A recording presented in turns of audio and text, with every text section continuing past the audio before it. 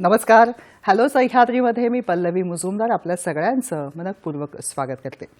मंडळी, आज जेव्हा स्वतःला स्वावलंबी आणि प्रगतिशील बनवायचं आहे तेव्हा आर्थिक स्वातंत्र्य प्राप्त करणं हे आयुष्याचं ध्येय असतं आणि त्याचबरोबरीने विचार करताना भविष्य सुरक्षित करत स्वतःला आणि कुटुंबाला एक स्थिर आणि त्याचबरोबरीने प्रगतिशील आर्थिक बाबींमध्ये गुंतवत पुढे नेणं हेही प्रत्येकाचं स्वप्न आहे, नाही का? जेव्हा आपण असं म्हणतो तेव्हा आज जागतिकीकरणाच्या या युगामध्ये आणि मुळात जेव्हा भवतालामध्ये खूप संधी उपलब्ध आहेत, या पार्श्वभूमीवरती आर्थिकदृष्ट्या फक्त उत्पन्न प्राप्त करणं इतकंच ध्येय ठेवून चालत नाही. तर प्रगतीच्या मार्गावर जाताना त्याच्या पुढचा टप्पा म्हणजे योग्य गुंतवणूक आणि त्यासाठी योग्य मार्गदर्शन हेही तितकंच आवश्यक आहे. या सगळ्या गोष्टींविषयी आपण बोलतो तेव्हा त्याविषयी अर्थसाक्षरता असणं हेही तितकंच मोलाचं आहे. माननीय पंतप्रधान नरेंद्र मोदीजी म्हणतात की गुंतवणूक ही फक्त पैसे वाढवण्याची गोष्ट नाहीये, तर देश आणि बरोबरीने स्वतःला घडवण्याची एक प्रक्रिया आहे ज्याद्वारे स्वतःची प्रगती होते. आर्थिकदृष्ट्या स्वावलंबन आणि त्याबाबतली सजगता ही आजच्या काळामध्ये प्रत्येकापाशी असणं आणि त्या दृष्टिकोनातनं प्रत्येकाने प्रयत्नशील असणं हेही तितकंच मोलाचं आहे. त्याच दृष्टिकोनातनं आजचा हॅलो सह्याद्रीचा विशेष भाग. आजचा आपला विषय आहे मंत्र गुंतवणुकीचा.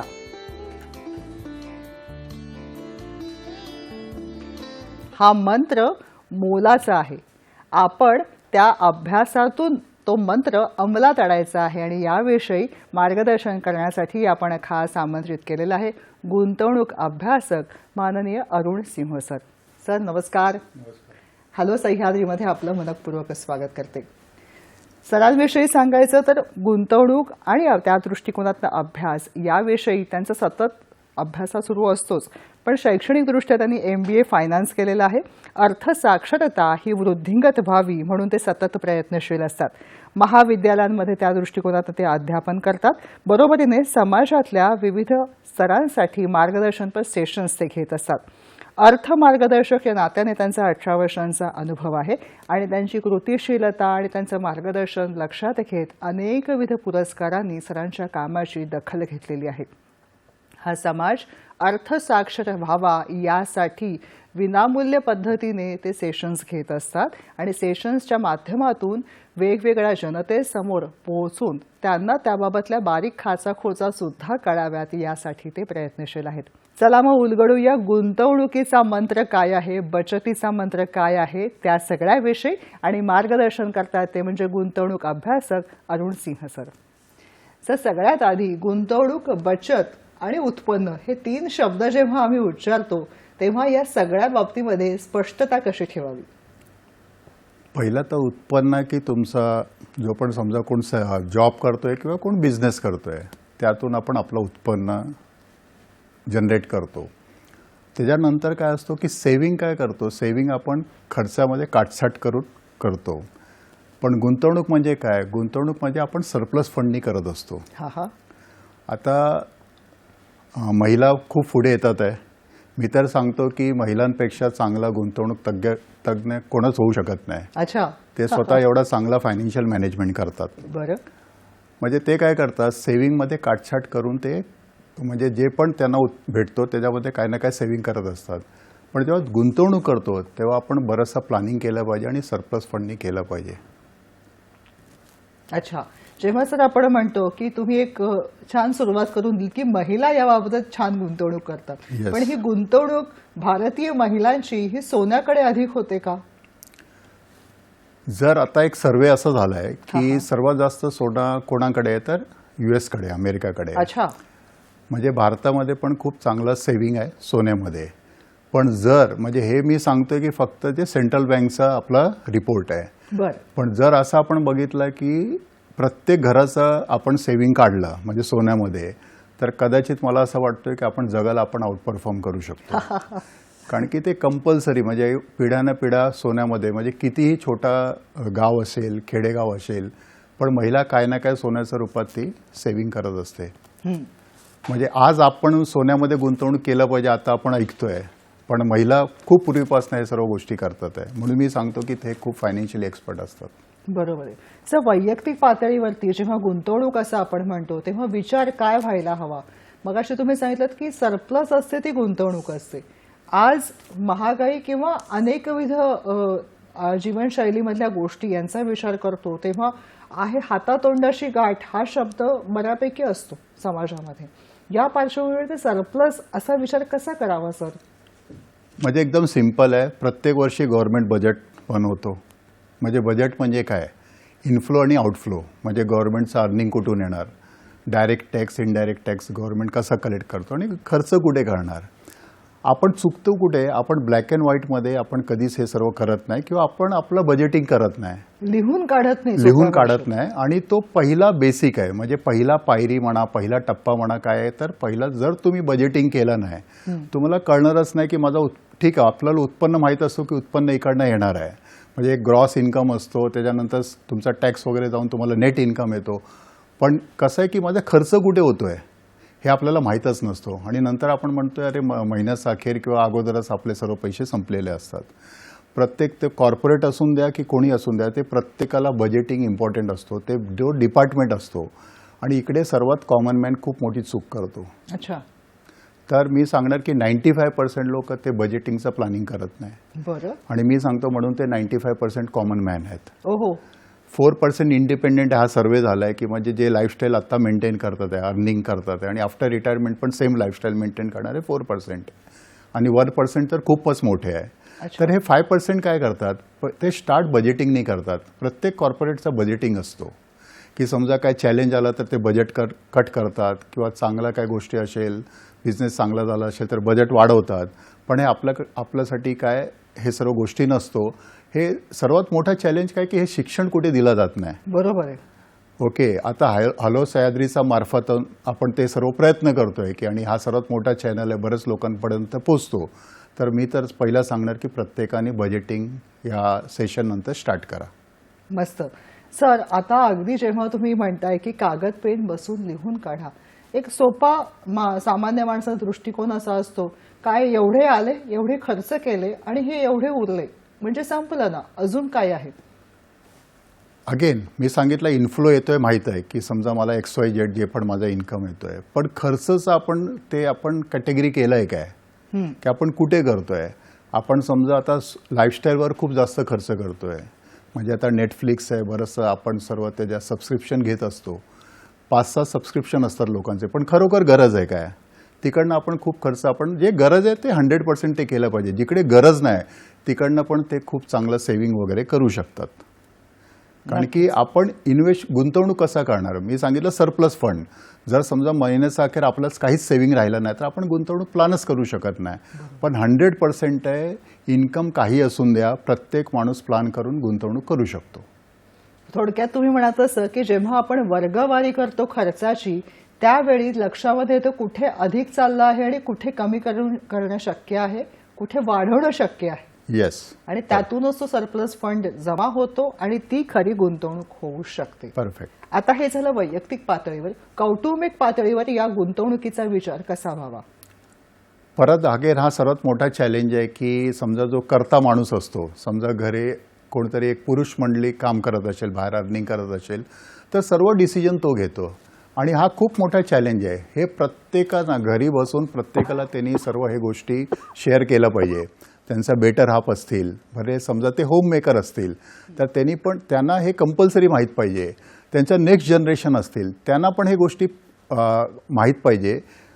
जर तुम्ही हे आत्तापासून प्रयत्न करणार तर ते डे वनपासनं किंवा लहान वयापासून ते टोटल त्या फायनान्शियल लिटरसीकडे त्यांचा कळ असणं, त्यांचा नॉलेज असणार. तर मी नेहमी सांगतो की जेव्हा प्लॅनिंग तुम्ही करता तेव्हा बेटर हाफचा रोल खूप इम्पॉर्टंट असतो, तुमचा नेक्स्ट जनरेशनचा पण रोल खूप इम्पॉर्टंट असतो.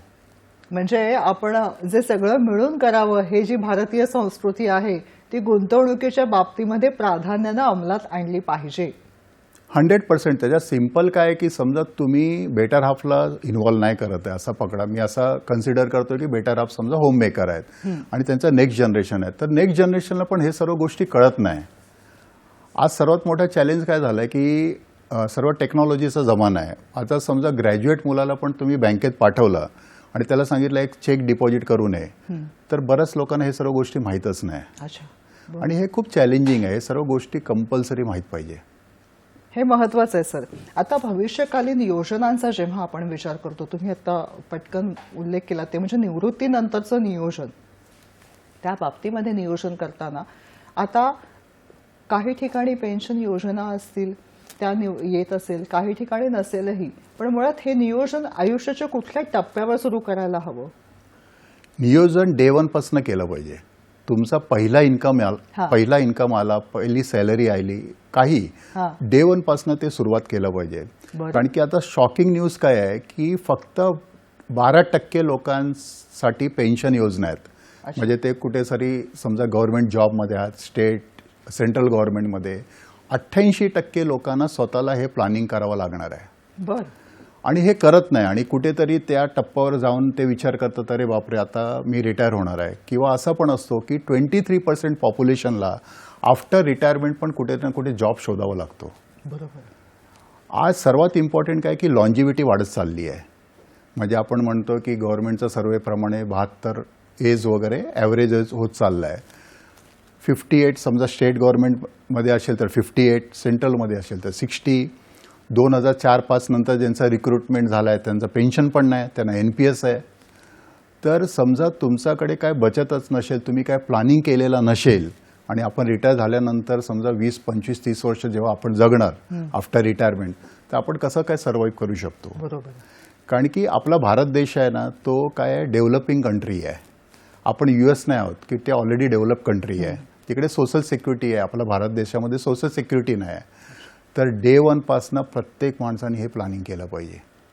म्हणजे जेव्हा आपण असं म्हणतो ना सर की पहिल्या दिवसापासनं, तर गंमत अशी आहे की त्याचं नियोजन आधीच केलेलं असतं की खर्च कुठे करायचा आहे, पण गुंतवणुकीचं नियोजन करायचं हा मुद्दा सर तुम्ही वेगळा सांगताय आणि त्यासाठी पुन्हा मानसिकता तयार करणं हे म्हणजे चॅलेंजिंग आहे. तर मी असं सांगणार की वॉरेन बफेट म्हणजे जगातले सर्वात मोठे गुंतवणूकदार आहेत. तर त्यांचा एक सिम्पल फॉर्म्युला आहे. ते काय सांगतात की नॉर्मली आपण जे सांगितलं मी कॉमन मॅन काय करतात 95% काय करतात इन्कम मायनस एक्सपेन्सेस आणि त्याच्यानंतर काय राहिला काय राहत नाही तर काहीतरी विचार करतात. त्यांनी सिम्पल सांगितलं फॉर्म्युला असा थोडासा चेंज करा, इन्कम मायनस इन्व्हेस्टमेंट आणि त्याच्यानंतर तुम्ही खर्च करा. वा, एकदम सिम्पल फॉर्म्युला आहे. आणि सुरुवात करा. म्हणजे लोक काय विचार करतात नाही ना आज माझा पगार कमी आहे, पगार वाढला तर आपलं लाईफस्टाईलवर खर्च वाढत चालला आहे, इन्फ्लेशन वाढत चाललं आहे आणि ते प्लॅनिंग नाही करत आणि कुठे ना कुठे असा वय पण निघून जातो. तर किती सिम्पल फॉर्म्युला आहे, इन्कम मायनस इन्व्हेस्टमेंट आणि नंतर तुम्ही खर्च करा. तुम्ही हे डिसिप्लिन आणलात तर 100% प्रत्येक माणूस प्लॅन करू शकतो त्याचा इन्कमवर. सर हे तुम्ही खूप छान सांगितलं. आता याच तुमच्या वाक्याला घेते ते म्हणजे असं प्रत्येक माणूस करू शकतो हे डिसिप्लिन आणलं तर. 100%. मोठ्या प्रमाणावरती वर्ग असे आपल्याकडे काम करायला येणाऱ्या ताई असतात, काही दादा वेगळ्या कामासाठी येत असतात. मग हा जो वर्ग आहे यांच्यासाठी गुंतवणुकीचं हे दार खुलं आहे का, की जे आपण ज्यांना म्हणतो की त्या फार छोट्या छोट्या कामांसाठी ही मंडळी येत असतात, सफाईसाठी येत असतात, काही आपल्याला हेल्प म्हणून येत असतात, तर ह्या सगळ्यांसाठी हे गुंतवणुकीचं दार कसं उघडू शकेल? नाही, ऑलरेडी गव्हर्नमेंटची खूप चांगली योजना आहेत. सेबीने खूप चांगला इनिशिएट केला आहे, रेग्युलेटरनी खूप चांगला इनिशिएट केला आहे. तर हा एक प्रॅक्टिकल एक्झाम्पल देतो. आता माझ्या घरी जे काम करणारे ताई येतात तर ठीक आहे मी या फील्डमध्ये आहे तर त्यांना एज्युकेट केला आणि जे आम्ही जे मंथली त्यांना सॅलरी देतो ते पूर्णचं पूर्ण ते इन्व्हेस्टमेंट करतात, गुंतवणूक करतात. आज सर्वात इम्पॉर्टंट आहे की म्हणजे म्युच्युअल फंड असा एक स्कीम असा आहे की तुम्ही मिनिमम 100 रुपये पण महिन्याला गुंतवू शकता. 100 रुपये बर. म्हणजे मेजॉरिटी स्कीम त्यांचं आहे की 500 पर मंथ तुम्ही 500 रुपीज तुम्ही गुंतवू शकता. बरं. म्हणजे असे 2 फंड हाऊसेस आहेत की ते 100 रुपये पण गुंतवणूक तुम्ही करू शकता. मला असं वाटत नाही की जर 100 रुपये कोणाकडे खरंय. नसणार, जो वर्किंग क्लास आहे म्हणजे 100, 500 किंवा 1000 रुपये आपण नाही करू शकत. खरं. हां, फक्त हे बऱ्याच लोकांपर्यंत पोचलं पाहिजे. आता माझ्या घरी ताई येतात, मी या फील्डमध्ये म्हणून त्यांना एज्युकेट केला. आता त्याचा ॲडव्हान्टेज काय असतो की ती घराची म्हणजे ते अर्निंग मेंबर आहेत. एक लेडीज म्हणजे ती शिकली किंवा फायनान्शियल लिटरेट झाली की नेक्स्ट जनरेशन तो पूर्ण लिटरेट होतो. कदाचित पुरुष म्हणले काय करत असेल, ठीक आहे मी कॉल घेतो, मला माहीत आहे, ते इन्व्हॉल्व करत नाही. पण आता ती काय करते, ती मुलांना शिकवते. ती कुठेतरी आता आपण हे सेशन घेतोय ते बघणार आणि ते मुलांना ते एज्युकेट करत जाते. पण सर्वात इम्पॉर्टंट आहे की आज एवढा म्युच्युअल फंडमध्ये एवढा स्कीम आहे की तुम्ही 100, 500, 1000 रुपयेपासून सुरुवात करू शकता. मस्त. अतिशय महत्वाच्या आपण मुद्द्यापाशी येऊन पोहोचलेलो आहोत, ते म्हणजे खिशामध्ये 100 रुपये असले तरी गुंतवणूक शक्य आहे. पण ती नेमकी कशा पद्धतीने सुरुवात होऊ शकेल, काय करावं लागेल, कुठे योग्य आहे, कुठे जायचं नाहीये, या सगळ्याविषयी जाणून घ्यायचंय. पण छोट्याशा विश्रांतीनंतर बघत रहा आपली वाहिनी, सह्याद्री वाहिनी.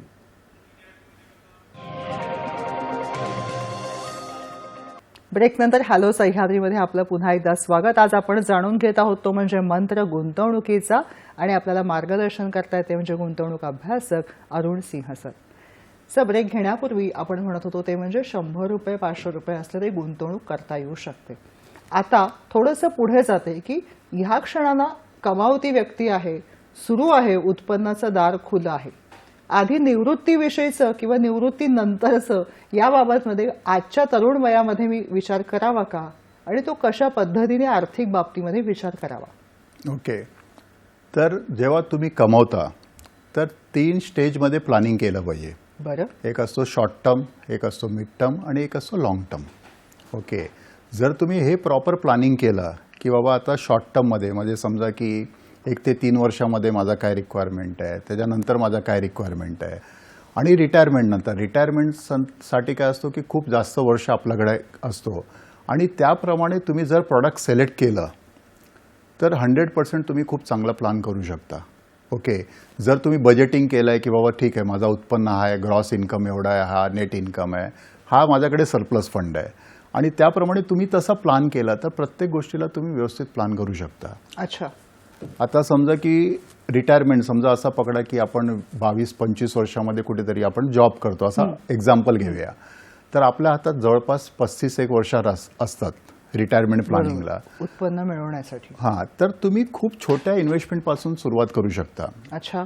हां, म्हणजे ते 100% तो डिपेंड असतो की आपलं इन्कम कोणाचं कसं आहे. पण ठीक आहे, समजा कोण एक छोटा इन्कम पण करत असेल तर तो छोट्या उत्पन्नापासून ते लॉंग टर्म प्लॅनिंग करू शकतो. बरं. आणि त्याच्यासाठी त्यांनी इक्विटीचा प्लॅन केला पाहिजे. इक्विटी म्हणजे समजा की तुम्ही म्युच्युअल फंड, असा म्युच्युअल फंडमध्ये प्लॅन करू शकता. समजा मिड टर्म गोल आहे तर मिड टर्मसाठी तुम्ही हायब्रिड फंड असतात, म्हणजे तिकडे डेट आणि इक्विटीचा कॉम्बिनेशन असतो.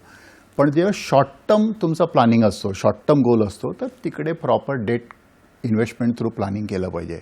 एकदम सिम्पल फॉर्म्युला आहे. जेव्हा तुमचा शॉर्ट टर्म गोल असतो तेव्हा ते कॅपिटल प्रोटेक्शनवर लक्ष द्यायचं की माझा जो पैसा आहे तो त्याची व्हॅल्यू कमी नाही झाली पाहिजे. अच्छा. आणि जेव्हा लॉंग टर्म प्लॅनिंग करता तुम्ही तेव्हा काय केलं पाहिजे की माझे पैसे वाढले पाहिजे. कारण की आपली इकॉनॉमी आहे ना, ते इमर्जिंग इकॉनॉमी, आपण ग्रो करतोय, आणि आपण इमर्जिंग इकॉनॉमी म्हणून आपल्याकडे इन्फ्लेशन पण आहे. आणि मग आता समजा US मध्ये तुम्ही पकडला की US मध्ये इन्फ्लेशन काय आहे, तर US मध्ये हार्डली 2.5% वगैरे जवळपास इन्फ्लेशन रेट आहे. इंडियामध्ये तुम्ही जर पकडलं तर काय 4.5%, 5.5% जे आपण बघतो की इन्फ्लेशन दाखवलं जातो, म्हणजे US पेक्षा आपल्याकडे इन्फ्लेशन जास्त आहे. कारण की तो डेव्हलप कंट्री, आपण डेव्हलपिंग स्टेजला आहोत, आणि म्हणून आपल्याकडे महागाई पण जास्त आहे. आणि म्हणून तुम्ही जेव्हा लॉंग टर्म प्लॅनिंग करता तेव्हा काय आहे की तुम्हाला 100% समजा की फ्युचर तुमचा मुलाचं एज्युकेशनचा प्लॅनिंग असेल, हायर एज्युकेशनचा प्लॅनिंग असेल, लग्नाचा प्लॅनिंग असेल, कारण की ह्या गोष्टीला मोठा पैसा लागतो. हो ना, खरं आहे. तर त्यासाठी कसा तो मॅच करणार, त्याचे व्हॅल्यू कसा किंवा पर्चेसिंग पॉवर आपण कसा मॅच करू शकतो, त्याचं सिम्पल आहे की तुम्ही लॉंग टर्म इन्व्हेस्टमेंट केला पाहिजे थ्रू इक्विटी म्युच्युअल फंड. अच्छा. आणि मिड टर्ममध्ये हायब्रिडमध्ये डेट आणि इक्विटीचा कॉम्बिनेशन असतो आणि शॉर्ट टर्ममध्ये तुम्ही हे जर प्लॅनिंग केलं की माझा 6 महिन्यानंतरचा किंवा 1 वर्षानंतरचा गोल आहे तर काय केलं पाहिजे, त्यासाठी तुम्ही 100% डेट फंडमध्ये तुम्ही प्लॅनिंग केलं पाहिजे. अच्छा सर, आता जेव्हा तुम्ही हे सगळे विविध short term, long term, medium term म्हणत आहात, या सगळ्यांच्या बरोबरीने अनेकविध आज गुंतवणुकीचे पर्याय उपलब्ध आहेत, त्या बाबतींमध्ये सुद्धा विचार कसा व्हावा सर? अगेन परत बेसिक मी सांगणार की बजेटिंग आपण केलं. ओके, आता एक एक्झाम्पल आपण घेऊया की माझ्याकडे 10,000 रुपीज सेव्हिंगला राहिले आहे. एक बरेचसे असे फॉर्म्युला आहे, पण एक पॉप्युलर फॉर्म्युला काय सांगतो, 100 मायनस युअर एज. अच्छा. की समजा असा पकडा की कोण आता कॅरियर जस्ट सुरुवात करतोय आणि 100 मायनस एज म्हणजे 25 आहे असा पकडू, तर 75. 100 मायनस 25 म्हणजे 75. तर त्यांनी काय केलं पाहिजे, 75% सेव्हिंगचा हा, जो त्याच्याकडे सरप्लस राहतोय त्याचा 75% त्यांनी इक्विटीमध्ये इन्व्हेस्टमेंट केलं पाहिजे. अच्छा. कारण की इक्विटी काय करतो, तुम्हाला इन्फ्लेशनला बीट करणारे रिटर्न्स देतो. पण हे लॉंग टर्म काय की इक्विटी वर खाली पण करतो. जसं समजा आता वार चालू झालाय तर मार्केट खाली पण येतो. ओके, परत हे सर्व संपला की मार्केट वर जाणार. म्हणजे मार्केट फ्लक्च्युएट करत असतो, वर खाली करत असतो, एका दिशेमध्ये मार्केट चालत नाही. आणि ते रिस्क मिटिगेट करण्यासाठी आपल्याला लॉंग टर्म ते प्लॅनिंग केलं पाहिजे. ओके, तर एक झालं की रिटायरमेंट प्लॅनिंग 100 मायनस 75 मला माझे समजा की एक सेव्हिंग आहे त्याला इकडे हे केलं पाहिजे. नक्कीच. एक फोन खोडामला तुमच्या परवानगीने, तो घेऊ का? Yes yes yes. आपल्याशी बोलू इच्छितात अजिंक्य घोडे बदलापूरहून. नमस्कार अजिंक्य, प्रश्न विचारा. हा, मला असं विचारायचं आहे की सुरक्षित गुंतवणूक आणि जोखमीची गुंतवणूक यामध्ये काय फरक आहे, याविषयी काय सांगा? बर, धन्यवाद. त्यांचा मुद्दा आधी आपण पूर्ण करूया आणि मग या मुद्द्याकडे बोलू. सुरक्षित आणि जोखमीची गुंतवणूक यातला फरक काय आहे? ओके सर, सुरक्षित म्हणजे की जसं आपण सांगतो की जसं तुम्ही बँक FD वगैरे करता, म्हणजे सिम्पल आहे, जो फिक्स्ड इन्स्ट्रुमेंट आहे किंवा फिक्स्ड इन्कम आपण त्याला सांगतो की जिकडे तुम्हाला माहित आहे की मी एवढा पैसा गुंतवतो आणि हा व्याजदर आहे, हा मी एवढा पैसा सेव्हिंग करतो, हा व्याजदर आहे, हा झाला सुरक्षित गुंतवणूक. पण मी नेहमी सांगतो की जोखीम गुंतवणूक म्हणजे काय आहे की जर तुम्हाला नॉलेज नसेल आणि तुम्ही जे गोष्टी करतात ते जोखीम आहे. आता समजा की जोखीम म्हणजे 2 प्रकारचा जोखीम असतात की माझा पैसा बुडणार, माझा पैसा कोण घेऊन पळून जाणार, असा असतो. तर तो जेव्हा आपण चुकीचा गुंतवणूक करतो. पण जिकडे रेग्युलेटर आहे, जिकडे समजा सेबी रेग्युलेट करतोय, समजा तुम्ही बँकेत FD करता, कोण रेग्युलेट करतोय? RBI रेग्युलेट करतोय. तुम्ही आपण इन्शुरन्स पॉलिसीमध्ये गुंतवतो, म्हणजे कोण IRDA रेग्युलेट करतात. NPSला कोण रेग्युलेट करतो? पेन्शन फंडला PFRDA रेग्युलेट करतो. आपण म्युच्युअल फंड किंवा शेअर मार्केटमध्ये गुंतवणूक करतो तर त्याला कोण रेग्युलेट करतो? किंवा PMS मध्ये करतो तर त्याला सेबी रेग्युलेट करतो. जर जिकडे रेग्युलेटर आहे तर तिकडे रिस्क काय टाईमचा असतो. म्हणजे तुम्ही प्लॅनिंग, जसं आपण सांगितलं होतं, प्लॅनिंग करून करा की म्हणजे शॉर्ट टर्मचा पैसा शॉर्ट टर्म प्रॉडक्टमध्ये गेला पाहिजे. आता समजा 1-2 वर्षाचा तुमचा रिक्वायरमेंट आहे आणि तुम्ही इक्विटीमध्ये टाकणार तर ओलटाईल असतो, रिस्क असतो. जसं आता वार वगैरे चालू झाला आहे, तर असा प्लॅनिंग नाही करायचा. जिकडे रेग्युलेटर आहे तिकडे 100% रिस्क तुमचा खूप कमी असतो. तिकडे मी सांगतो टाईमचा रिस्क आहे. अच्छा. तुम्ही प्लॅनिंग करून इन्व्हेस्टमेंट केलं तर काहीच रिस्क नाही. तुम्ही सांगत होता ते म्हणजे वयामधून 100 मधून वय वजा करायचं, जो आकडा उरतो तेवढे इक्विटीमध्ये आपण गुंतवणूक केली पाहिजे. पुढे त्याचा रिझन काय आहे की समजा 100 मायनस युअर एज म्हणजे की आता समजा 25 आपण एक एक्झाम्पल पकडू. हो सर. तर माझ्याकडे 75% काय राहतो? सरप्लस फंड राहतो. का आपल्याकडे म्हणजे माझ्याकडे 75% का राहतो? कारण की माझं कदाचित तेव्हा रिस्पॉन्सिबिलिटी जास्त नसते. समजा माझा मॅरेज झालेला नसेल तर माझ्यावर रिस्पॉन्सिबिलिटी नसते, माझे पॅरेंट बरोबर असतात, तर तेव्हा मॅक्झिमम तुम्ही सेव्हिंग किंवा इन्व्हेस्टमेंट करू शकता. अच्छा. आणि जसा जसा एज चेंज झाला की म्हणजे समजा मोठी 28-30 वर्षामध्ये लोक लग्न करतात आहे, म्हणजे एक अगेन ती एक रिस्पॉन्सिबिलिटी वाढली. परत नेक्स्ट जनरेशन आला तर परत ती रिस्पॉन्सिबिलिटी वाढली. नेक्स्ट जनरेशन आला की मग ते एज्युकेशन आणि प्लॅनिंग करावं लागतो. पूर्वी कसं होतं आपल्याला माहित होतं की 5th स्टँडर्डमधनं एज्युकेशन चालू व्हायचं, आता तर प्ले ग्रुप झालाय, तर आपल्याला तिकडनं प्लॅनिंग करावं लागतो. अच्छा. तर स्टार्टिंगला तुम्ही मॅक्झिमम इन्व्हेस्टमेंट केलं पाहिजे आणि जसं जसं तुमचं रिस्पॉन्सिबिलिटी चेंज होणार त्याप्रमाणे तुम्ही ते चेंज केलं पाहिजे. बरं, आणि मी याच असं- मुद्द्यावरती पटकन फोन घेते आणि Yes, पुन्हा या yes, yes. मुद्द्याकडे येते. मंगल आपटे आपल्याशी बोलतायत पुण्याहून. नमस्कार मंगलताई, नमस्कार. बोला. मला असा प्रश्न विचारायचा आहे की खेडेगावात ज्या बायका आहेत ना तर त्यांना काही कळत नाही, मार्गदर्शन होत नाही, किंवा ज्या भाजी विकणार आहेत तर त्या बायकांसाठी किंवा लघुउद्योग ज्या बायका घरगुती करतात मग त्यांनी पोस्टात पैसे ठेवावे का बँकेत ठेवावे, किंवा कोणी घरं घेतो, मग घर घेतल्यानंतर सुद्धा 2-4 घराच्या प्रॉपर्ट्या घेऊन जातात आणि मग ते घराचं उत्पन्न ते मग कुठे ठेवायचं असंही होतं. तर मग त्या बाबतीत आपण काय मार्गदर्शन करू शकाल? धन्यवाद. सगळी अंडी एका बास्केटवर ठेवावीत का सर? हा. तर अगेन काय की तुम्ही खूप चांगला प्रश्न विचारला आणि बऱ्यापैकी तुम्ही उत्तर पण दिलंय की कसं असतो की बँक नॅशनलाइज बँक असेल जिकडे की RBIचं रेग्युलेशन आहे तिकडे तुम्ही ठेवू शकता शॉर्ट टर्मचा पैसा. पोस्ट पण एकदम सेफ आहे तिकडे, म्हणजे सॉवरिन गॅरंटी पण असतो. आणि काय माहिती आहे की आता UPI आता पण असं आहे की 10 रुपयाचं चहावाला पण आपल्याकडे UPI पेमेंट घेतोय, म्हणजे टेक्नॉलॉजी प्रत्येक ठिकाणी पोचलं आहे. प्रॉब्लेम एकच आहे की आपण खर्च करण्यासाठी सर्व गोष्टी वापरतो, पण इम्पॉर्टंट असं आहे की जेव्हा आपण गुंतवणूक करायचं झालो तर तिकडे आपण वेळ देत नाही. आता आपण जसं हे चॅनल बघताय तर 100% काय ना काय आपल्याला नॉलेजमध्ये भर पडणार आहे. जसं मी सांगितलं की आज असं स्कीम अवेलेबल आहे की जिकडे 100-500 रुपयापासून तुम्ही गुंतवणूक करू शकता. आणि गव्हर्नमेंटनी खूप प्लॅनिंग केलं आहे, म्हणजे बरेचसे डिस्ट्रीब्युटर असतात, बरेचसे ॲडवायझर असतात, बँके थ्रू तुम्ही इन्व्हेस्टमेंट करू शकता. पण अगेन सांगणार की थोडासा आपण वेळ दिला पाहिजे की फायनान्शियल लिटरेसी हे खूप इम्पॉर्टंट आहे. जसं आपण चॅनल बघताय तर 100% काय ना काय एंडपर्यंत आपल्याला सोल्युशन भेटणार. तर प्रत्येक ठिकाणी हा पोचला आहे, म्हणजे म्युच्युअल फंड कॅम्पेन, तर म्युच्युअल फंड सही आहे कॅम्पेन खूपच एमफीनी प्रयत्न केला आणि प्रत्येक खेडेगावात पोचला आणि लोक इन्व्हेस्टमेंट करतात आहे. सर, हे तुम्ही सांगत होता त्याच्या आधी आपला मुद्दा होता सुरू, तो म्हणजे जसं वय वाढेल तसा तो आकडा कमी होत जातो. पण मग पुढे विचार कसा व्हावा? जसं तुम्ही आता एक ताईंचाही मुद्दा होता की घराच्या बाबतीमध्ये लाईफस्टाईल खर्च हा एक कळीचा मुद्दा आहेच आहे. बरं, एक काळ असं होतं की घर बघावं बांधून हे आयुष्यामध्ये एकदाच व्हायचं. आता 1 room kitchen, 1 BHK, 2 BHK, 3 BHK, नंतर डुप्लेक्स, अशा पायऱ्या प्रत्येक जण चढू पाहतोय. मग या पार्श्वभूमीवरती विचार नेमका कसा व्हावा?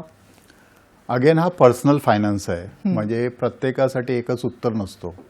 आणि फायनान्समध्ये सर्वात मोठा रोल आहे ना फायनान्सचा नसतो, बिहेवियरचा असतो. अच्छा, आपला बिहेवियर कसा आहे, मी कसा विचार करतोय. आणि आता सर्वे काय होतोय, जो जेनजी म्हणतो किंवा न्यू जनरेशन जे येतोय ते काय करतात, पटापट जॉब चेंज करतात आहे. होय. म्हणजे आता गव्हर्नमेंट जॉब तसा खूप कमी झाला आहे, एवढा अवेलेबल नाही आहे.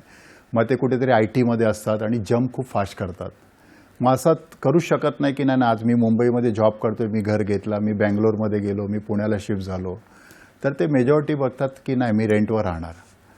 जर तुम्ही असा प्लॅन केला नाही आता मला हे परमनंट राहायचं आहे, लॉंग टर्म राहायचं आहे की मला इकडेच राहायचं आहे, मग ठीक आहे तुम्ही विचार करू शकता. पण हा माझा नेहमी एक असा असतो की घर कधी घेतला पाहिजे की ॲटलिस्ट थोडासा तुम्ही सेक्युअर होऊनच घर घेतला पाहिजे. अच्छा. प्रॉब्लेम काय असतो की जेव्हा लोक जॉबला येतात हा, इन्कम खूप कमी असतो आणि तेव्हा समाज प्रेशर करतो किंवा फॅमिली मेंबर प्रेशर करतात. तर माझा रिक्वेस्ट आहे, प्रेशर करत जाऊ नका, त्याच्याकडे काहीतरी बॅलन्स जमून द्या. आणि त्याच्याकडे नंतर ते फक्त घर एक प्लॅनिंग नाही आहे, फक्त घर एक प्लॅनिंग नसतो. समजा त्याचं लग्न झालं तर लगेच ते प्रेशर चालू होतो. तर घर फक्त एक प्लॅनिंग नाही आणि बरेचसे लाईफमध्ये प्लॅनिंग असतात. तर एक सिक्युअर होऊन नंतर तुम्ही प्लॅनिंग त्या गोष्टीमध्ये करू शकता. आणि आज जर आपण बघतोय की त्याचा रेट खूप वाढला आहे, म्हणजे अन्न वस्त्र निवारा आपण सांगतोय, तर सर्वात जास्त खर्च कुठे होतोय? घरामध्ये. आपण मेजर जर आपण बघितलं तर मला वाटतं अप्रॉक्सिमेटली 50-55% आपल्याला खर्च कुठे होतोय एका माणसाचा घरासाठी होतोय. तर तो खूप खूप मोठा इन्व्हेस्टमेंट लागतो. म्हणून तिकडे प्लॅनिंग आहे ना खूप डिसिप्लिन वेनी ते केलं पाहिजे. आणि कुठे ना आता काय झालंय की आता बरंचसं आपण न्यूज बघतोय की आता AIचा जमाना आहे, बऱ्याचशा लोकांचा जॉब जातोय. आता एका ओरायकलने 30,000 लोकांना काढून टाकलं. बरेचसे मोठमोठ्या IT कंपन्या लोकांना कमी करतात आहे. तुम्ही लायबिलिटी क्रिएट केला. म्हणजे घर काय हा लॉंग टर्म लायबिलिटी आहे. 15, 20, 25 वर्षाचा, 30 वर्षाचा आपण लायबिलिटी क्रिएट करतो. म्हणजे शॉकिंग असं आहे की बरंच लोकांना माहीत नसेल 100% की आता लोन 40 वर्षापर्यंत देतात. बरं. आता आपल्याला काय माहीत होतं नाही, 15, 20, 25 वर्षापर्यंत देतात. 40 वर्षापर्यंत लोन देतात आहे. म्हणजे लोन अवेलेबल आहे. लोन अवेलेबल आहे म्हणून तेच गोष्टी आपण केलं पाहिजे काय. म्हणजे हे प्रेशर असतो की नाही घर घेऊन टाक, रेंटवर किती दिवस राहणार आणि लोन पण अवेलेबल आहे. पण आपण हे बघतो काय की उद्या समजा जॉब गेला, उद्या AI मुळे कोणाचा जॉब गेला किंवा आपण लोन क्रिएट केलं आणि 3 वर्ष आपण लायबिलिटी भरलं आहे, आपण EMI भरलं आणि अचानक जॉब गेला तर आपण कसं सर्व्हाइव्ह होणार. तर आयुष्यामध्ये घरापेक्षा पण मोठी गोष्टी आपल्या आयुष्यामध्ये भरपूर काय आहे. खरंय खरंय. पहिला त्याच्या प्लॅनिंग केलं पाहिजे, नंतर बाकी घराचा प्लॅनिंग प्रत्येकाने केलं पाहिजे. नक्कीच. पुढचा फोन आहे. पद्मजा विवलकर आपल्याशी बोलतायत डोंबिवलीहून. नमस्कार पद्मजा ताई. हा नमस्कार. माझे 2 प्रश्न आहेत. बोला. मागे 1-2-3 वर्षापूर्वी आरबीआयने रेपो रेट कमी केला होता, पण वर्तमानपत्रात असं छापून आलं की त्याचा फायदा बँका कर्जदारांना देणार आहेत, इन्व्हेस्टर्सना देणार नाही. तर मग ही इमर्जिंग इकॉनॉमी आहे का कोलॅप्सिंग इकॉनॉमी आहे. आणि दुसरा माझा प्रश्न असा आहे, 1 एप्रिल पासून बँक बॅलन्सवरही आता टॅक्स बसवणार आहेत, तर इन्व्हेस्टमेंटवर पण बसवणार आहेत का. धन्यवाद. वास्तववादी मुद्दे आलेले आहेत. बोला सर. कसं आहे की खूप चांगला प्रश्न आहे. तर रेपो रेट वगैरे कोण RBI डिसाईड करतो. म्हणजे 2 गोष्टी असतात की समजा मार्केटमध्ये लिक्विडिटी खूप जास्त आहे तर इन्फ्लेशन वाढतो, म्हणजे महागाई वाढतो. ते कंट्रोल करण्यासाठी RBI काय करतो की तो रेट वाढवतो. आणि समजा कुठे असं झालं की म्हणजे आपलं GDP किंवा इकॉनॉमी खाली चाललं आहे तर तो काय करतात की मग ते लूज करतात की इकॉनॉमीमध्ये लिक्विडिटी वाढलं पाहिजे. म्हणजे लिक्विडिटी वाढवणं आणि कंट्रोल करणं याच्यासाठी हा रेपो रेट RBIचा एक आपण असं म्हणू शकतो की एक इन्स्ट्रुमेंट आहे. बरोबर आहे. आता पूर्वी काय असायचं की समजा रेट कमी झाला तर समजा तुम्ही लोन घेतला आहे, समजा घरासाठी होम लोन वगैरे घेतलं तर ते कमी केलं पाहिजे, पण बँक लवकर करायचे नाही. मग ते फायनान्स मिनिस्ट्री आणि ह्या गव्हर्नमेंटनी खूप इनिशिएट घेतला की नाही ते कंपल्सरी केलं पाहिजे. पण अगेन मॅडम कसं आहे की आपण स्वतः पण ते थोडासा विचार केला पाहिजे, प्रयत्न केला पाहिजे. फोन करू शकतो किंवा आपण बँकेला भेटून की बाबा माझा रेट कमी झाला आहे की नाही, आता मी वर्तमानपत्रात आपण वाचलं आहे की रेट कमी झाला आहे, तर ते तुम्ही करा. थोडासा आपण इनिशिएट घ्यायला पाहिजे. आणि इकॉनॉमी कसं असतो की प्रत्येक गव्हर्नमेंट प्रयत्न करतो इकॉनॉमी कसं तरी चांगला चालवण्याचा प्रत्येक प्रयत्न करतो. पण 2020 नंतर बरेचसे चॅलेंज आपण बघतोय की कोरोना आला, त्याच्यानंतर आपण रशिया-युक्रेन वॉर बघतोय, चायनाचा इश्यू चालू असतो, काय ना काय ट्रेड वॉर चालू असतो, आणि परत हा आपण इस्रायल-हमास वॉर बघतोय. आता नवीन हे सर्व इराण वगैरेचं चालू झालं. तर ह्याचा काय इम्पॅक्ट पडतो. आता आपण ऑइल 87-88% ऑइल इम्पोर्ट करतोय, त्याच्या इकॉनॉमीवर इम्पॅक्ट आपला होतोच होतो. आणि तरीही आपल्या देशामध्ये ते खूप चांगलं कंट्रोल केलं जातोय. म्हणजे एवढं असून पण अजून रेट तसा काय वाढला नाही. जर आपण बाहेरच्या कंट्रीचा बघणार तर खूप मोठा चॅलेंज आहे. तर आपली इकॉनॉमी काही झालं तर आपली इकॉनॉमी चांगला वाढणार. हा काय होतो की त्याच्या इम्पॅक्टनी तुमचा 1-1.5% GDPवर इफेक्ट होऊ शकतो. पण तरीही तुम्ही जर बघितलं जगातला सर्वात फास्ट ग्रोईंग इकॉनॉमी आहे, सर्वात जास्त कोण वाढतोय तर आपला भारत देश वाढतोय. कारण की आपला 2-3 ॲडव्हान्टेज आहे. डेमोग्राफिक डिव्हिडंड आहे आपल्याकडे, यंग पॉप्युलेशन आहे, आणि प्रत्येक 6वा माणूस जगात भारतीय आहे. वा. तर पॉप्युलेशन वाईज पण तो आपल्याला खूप चांगला स्कोप आहे. आणि प्रत्येक गव्हर्नमेंट तो चांगला प्रयत्न करतोय. तर आपली इकॉनॉमी मॅडम इमर्जिंग इकॉनॉमी आहे. मस्त. आजचा हा एपिसोड जो आहे तो अर्थ साक्षरतेबरोबर सामान्य ज्ञान साक्षरतेबरोबर सुद्धा चाललेला आहे, असं एकंदरीत चित्र आहे. आणखीन बरीच काही माहिती आहे जी आपल्याला दैनंदिन जीवनामध्ये आणि आयुष्यामध्ये महत्त्वाची आहे. त्यासाठी बघत रहा हॅलो सह्याद्री. आम्ही चटकन ब्रेक घेऊन पटकन येतोय.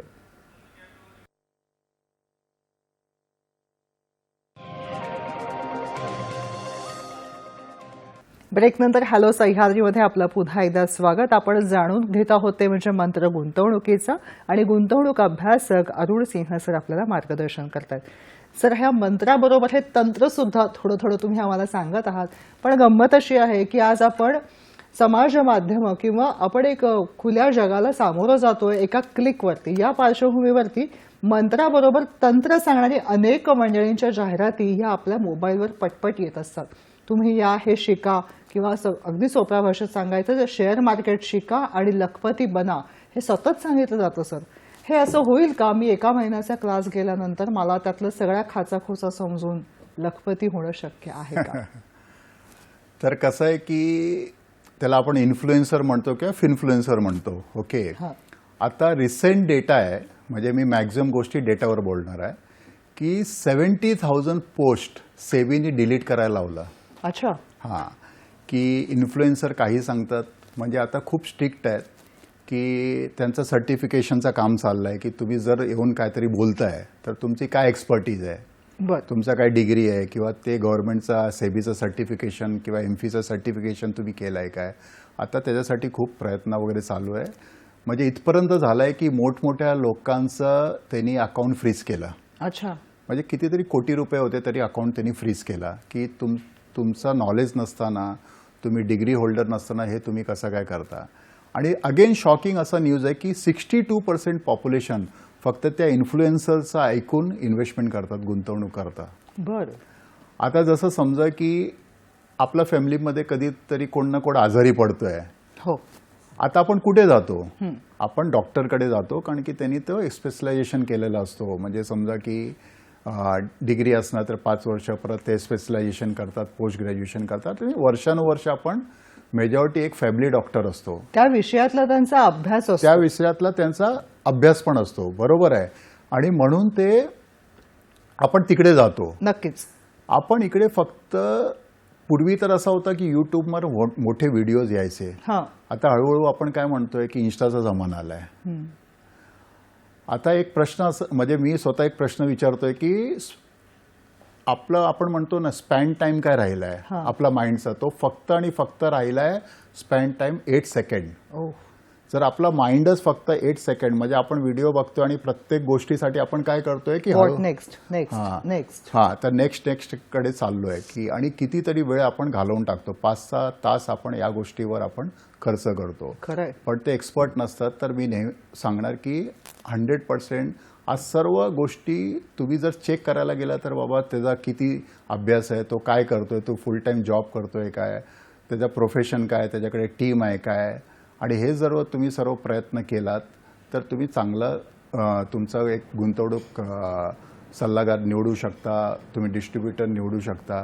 तर अगेन हा रिक्वेस्ट आहे की प्लीज प्लीज प्लीज फक्त इन्फ्लुएन्सरचा ह्याच्यावर तुम्ही इन्व्हेस्टमेंट करू नका.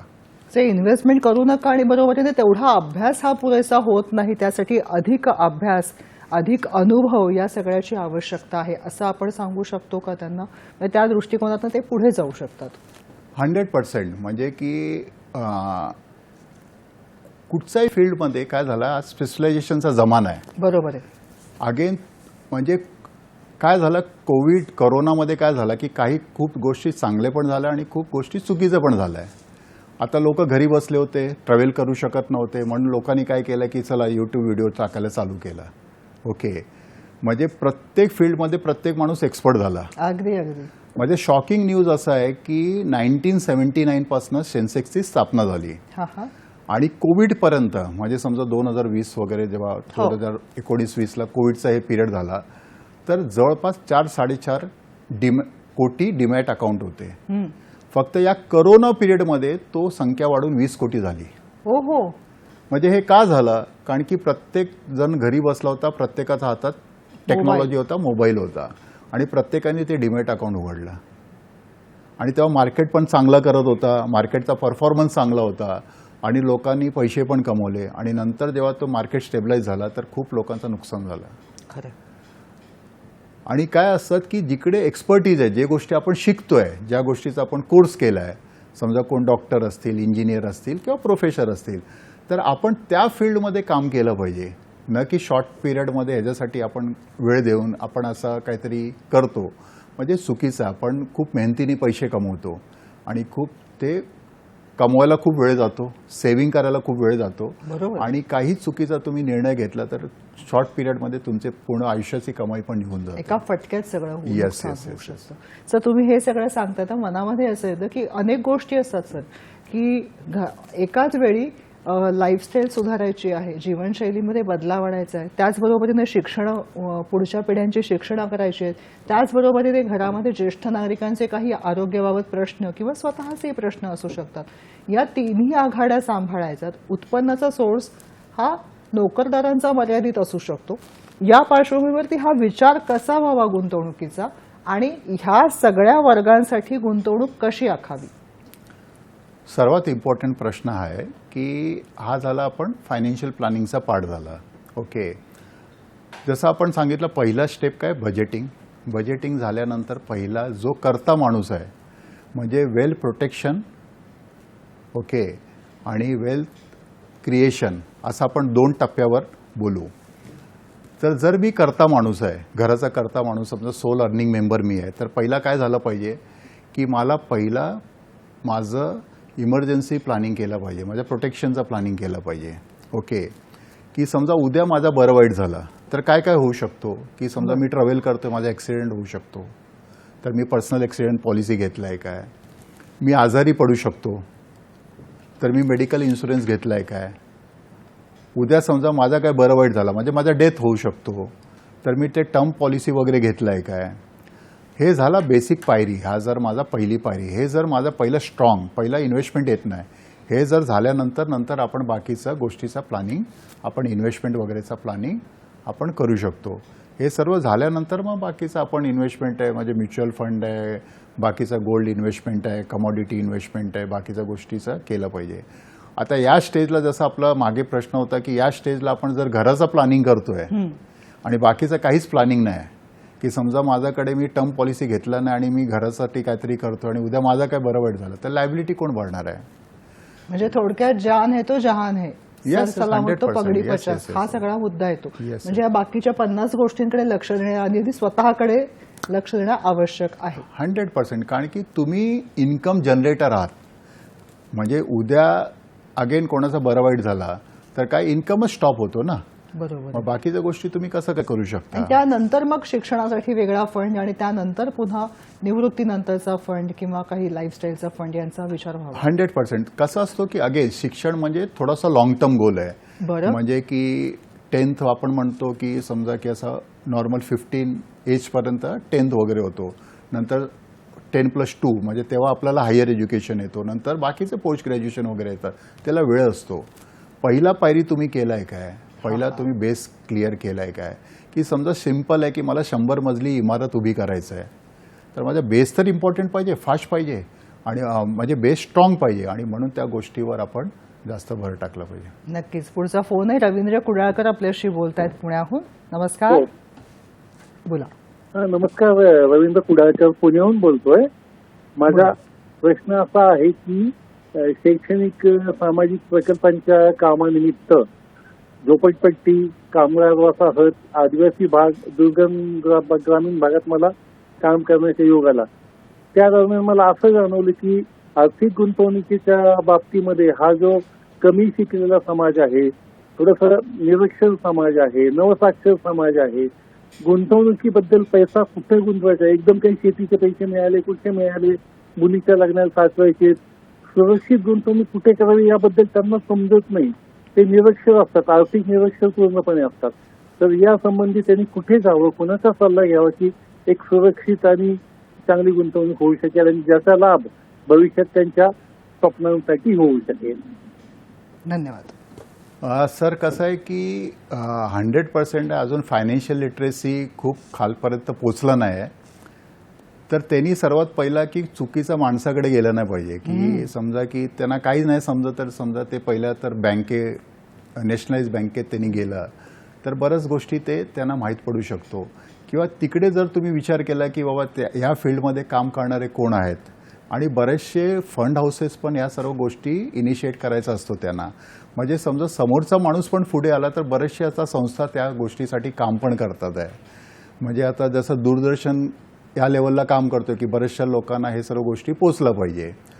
तर जर लोकांनी पण थोडासा प्रयत्न केला, म्हणजे लोकांनी प्रयत्न केला तर 100% ते आपल्याला मार्ग भेटू शकतो, चांगले लोक दिशा मिळू शकते. Yes yes. तर याच मुद्द्याला पकडून असं विचारते की वैयक्तिक गुंतवणूक सल्लागार किंवा मार्गदर्शक किंवा अभ्यासक या अशी व्यक्तिमत्व प्रत्येकाच्या आयुष्यात किंवा कुटुंबामध्ये असणं आवश्यक आहे का? आज फॅमिली डॉक्टर असतात, तसे फॅमिली गुंतवणूक मार्गदर्शक ही पदरचना सामान्य माणसाने आखली पाहिजे का? मॅडम, तुम्ही प्रश्न पण विचारला आणि तुम्ही उत्तर पण दिलंय की जसा की आपला फॅमिली डॉक्टर असतो, आपण का जातो त्यांच्याकडे की माझा कसा बॉडीचा काय बिहेवियर आहे त्यांना बऱ्यापैकी माहीत असतो. तसा जर तुमचा गुंतवणूक सल्लागार असेल, डिस्ट्रीब्युटर असेल, तर हे का गरजेचं आहे की त्याच्या सर्व गोष्टी माहीत असतात की तुमचं उत्पन्न किती आहे, तुमची रिस्पॉन्सिबिलिटी काय आहे, तुमची रिस्क टेकिंग कपॅसिटी काय आहे, तुम्ही कसा विचार करता, कसा बिहेवियर करता. तर तो काय करतो, तुमचा हँडहोल्ड करतो, ते तुमचं बिहेवियर कंट्रोल करण्याचा प्रयत्न करतो. नॉर्मली कसं असतं, अरे मार्केट पडला, माझा व्हॅल्युएशन डाऊन झाला, लोक घाबरतात. अच्छा. मग तो तुम्हाला तेव्हा गाईड करतो, एज्युकेट करतो. नाही, हा पहिल्याच वेळा नाही झाला आहे, हा खूप वर्षाचा स्टडी आहे. बरं. आत्ताच एक स्टडी असं झालं आहे की एक संस्थांनी 85 वर्षाचा एक स्टडी केला, 85 वर्षाचा, आणि 40 मेजर फॉल्स झालेत. असं सर्व जे चॅलेंज आहे वर्ल्ड वॉरपासून हे पासून, तर 6 महिन्यानंतर काय करतो, मार्केट चांगला लेवलला परत येतो, पॉझिटिव्ह लेवलला येतो. बरं. तर तोच आपलं एज्युकेशन हे सर्व गोष्टी आपल्याला म्हणजे आपल्या क्लायंट्सला समजवतो, त्याच्या हँडहोल्ड करतो. तर 100% आहे आपलं काम तो नसतो, आपण फुल टाईम तो काम करत नाही. 100% तुमचा कोण हँडहोल्ड करणारा कोणतरी माणूस पाहिजे. बरं, पटकन विचारते ते म्हणजे असं की कमी उत्पन्न असलेल्या गटांनी सुद्धा या दृष्टिकोनातून विचार करावा का? 100%. बरं, पुढचा मुद्दा असा आहे, तो वेळ कमी आहे सर, स्टुडिओमधलं घड्याळ खुणावतंय, त्यामुळे चटकन या मुद्द्याकडे येते. ते म्हणजे तरुण पिढी, महिला वर्ग, आणि तुम्ही आता महाविद्यालयामध्ये जाता म्हणून हे खास म्हणते की कोणत्या वयापासून कशा पद्धतीने गुंतवणूक हे द्वार त्यांच्यासाठी अभ्यासाच्या माध्यमातून खुलं व्हावं? मी तर सांगणार की हा काय ना काय मॅक्झिमम समजा 3री-5वी पासून छोटे छोटे काहीतरी लेसन असलेच पाहिजे कंपल्सरी. म्हणजे सेव्हिंग बँक काय आहे, बँक काय आहे, म्हणजे 5वी नंतर आपण जसं म्हणतो की काय ना काय आपलं माइंड डेव्हलप झालेलं असतो थोडंफार, तर हे सर्व गोष्टी पाहिजे. प्रॉब्लेम काय असतो की लोक काहीतरी शिकतात आणि जेव्हा मार्केटमध्ये बाहेर येतात, अरे GST काय समजत नाही, बँक काय समजत नाही, वर्किंग कॅपिटल काय समजत नाही, जे मला गरज आहे ते मला शिकवलं जात नाही. म्हणजे पाठ्यपुस्तक आणि वास्तव याच्यामध्ये तफावत होऊ नये म्हणून वास्तवतेचा हात पकडून पाठ्यपुस्तकांकडे जावं. 100%. आता गव्हर्नमेंट प्रयत्न पण करतोय, GST, म्युच्युअल फंड हे सर्व सिलेबसमध्ये येतोय, सिलेबस बऱ्यापैकी चेंज होतोय, पण गव्हर्नमेंट करतोय, पण आपण पण तेवढा थोडाफार इंटरेस्ट घेतोय, कारण आपण पण ते इंटरेस्ट घेतलंच पाहिजे. म्हणजे ॲटलिस्ट काय असतो, आपण सांगतो की एक पर्टिक्युलर समाज हा खूप एक्सपर्ट आहे, पण त्याच्यासाठी काय आहे की आपण जर टेबलवर बसून हे डिस्कशन केलं तर आपलं कुटुंब फायनान्शियल लिटरेट होऊ शकतो. नक्कीच. सर, वेळ कमी आहे, पुन्हा तोच मुद्दा येतो, तो म्हणजे असं की आज अनेकविध फसल्याच्या बातम्या येतात. एवढे लाखो करोडो रुपये घातले, सगळं व्यवस्थित चालू होतं आणि अचानक धाबेदड आणले.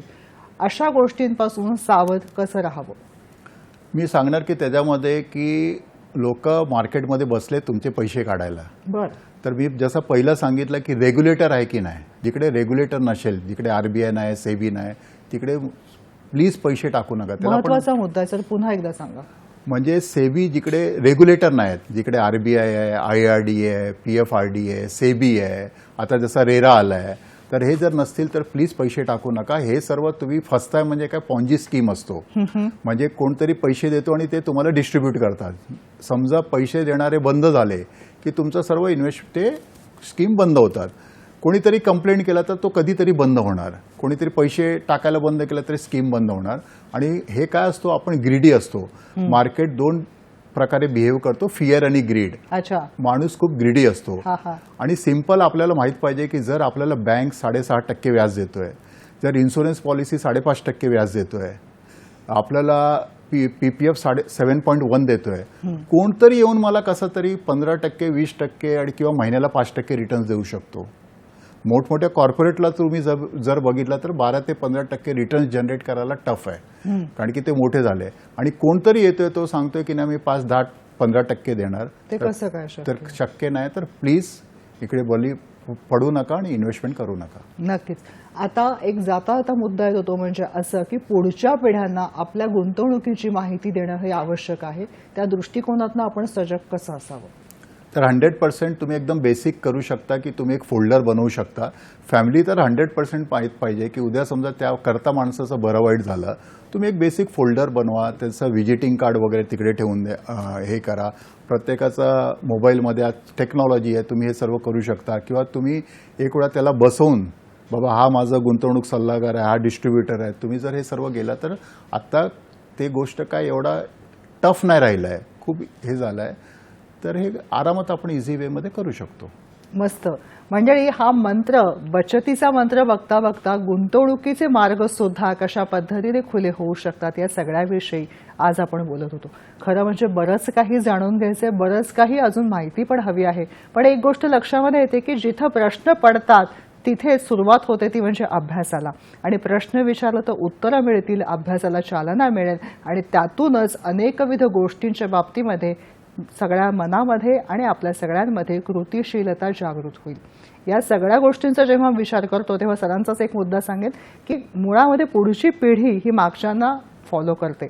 मग या पार्श्वभूमीवरती गुंतवणुकीचा हा संस्कार सुद्धा प्रत्येक पिढीने पुढच्या पिढीकडे देणं आणि हा वारसा वृद्धिंगत करण्यासाठी प्रयत्नशील असणं हे आवश्यक आहे. अनेकविध गोष्टी आहेत, त्या गोष्टींसाठी आणि समजून घेण्यासाठी हा एपिसोड यूट्यूबवरती तुम्ही अवश्य बघा. त्याचबरोबर ज्यांना याबाबत अधिक जाणून घ्यायचे त्यांना हा शेअरसुद्धा करू शकता. सर, तुम्ही व्यस्त दिनक्रमातनं आलात आणि अतिशय महत्त्वाची माहिती दिलीत. मनपूर्वक आभार मानते. धन्यवाद. नमस्कार.